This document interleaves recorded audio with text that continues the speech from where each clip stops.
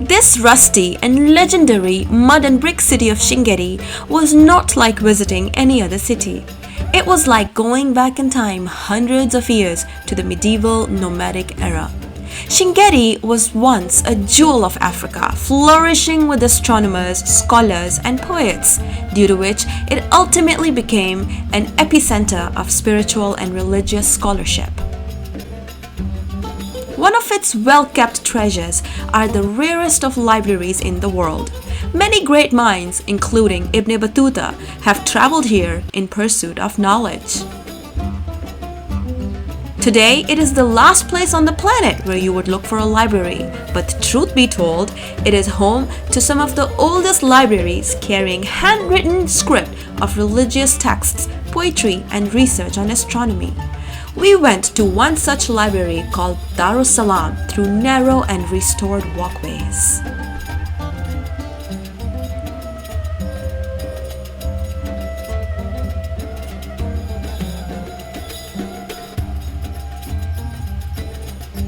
This humble and knowledgeable custodian of 700 rare books spent a fair amount of time explaining about the books, Sufism, history of Mauritania, and stories of old caravans passing through Sahara.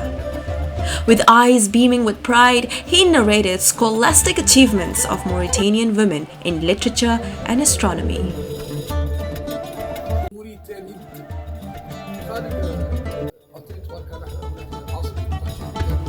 The key to the door of the library was 1-foot-long wooden bar with big spikes.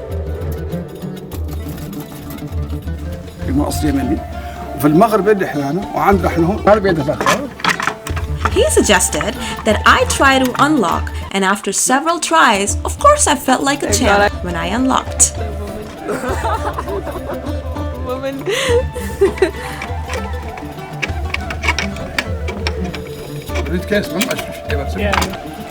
After me, it was John Cho's turn.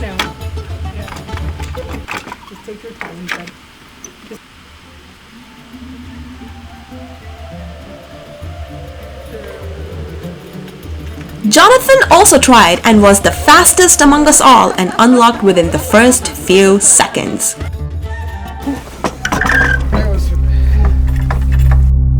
This door transported us to an old era. You know, as a lover of old and original books, this was special. The mud-stained bookshelves were stacked high and provided support to the precious books that I was impatient to hold, to touch, and to see. He's the same person, right? Yes, that's him. This looks Tuma. She's like Kadim. One by one, he started to show us the preserved books and techniques of writing in the 11th century. It turned out that the script was ingrained with charcoal, gum Arabic, and water.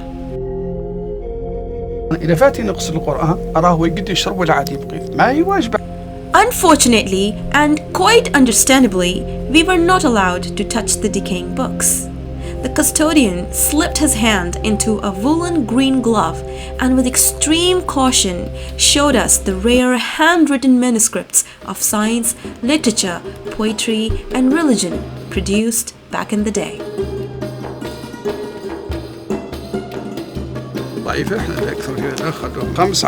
This is a grammar text. There was one book that caught my attention. One of its pages illustrated the course of moon, while the next page nullified the flat earth theory.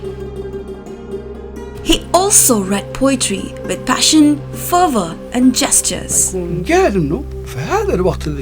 middle of this moment, very close to death. I had a strong urge to close my eyes, letting these sounds and surroundings flow through me. I can read Arabic, but I was too scared to ask if I could hold the book and read some poetry.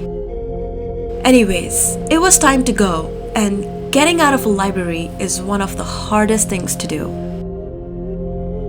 Right outside the library, the word of tourists was out Several local families and vendors spotted us and had gathered outside to bring us to their homes where they were selling local items. This was amazing! The sandy streets of the past were suddenly loud and vibrant.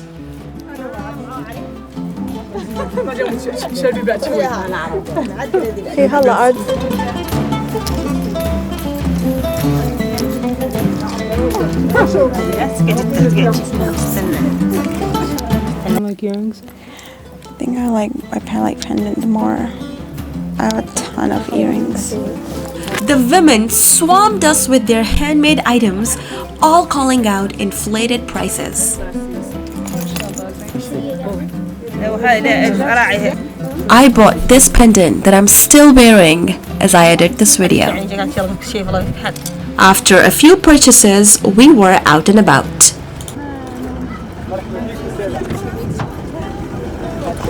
The city of Chinguetty, due to its historic and cultural significance, is now a UNESCO World Heritage Site. However, the locals say that it is no more than just a title, as no aid has been received yet. These are the lost desert libraries of Chinguetty that now need to be preserved as they face a threat by the aggressively expanding desert. With gratitude and warmth in my heart, we departed to reach our next destination with hopes that this old world charm will not be lost to the sands of time.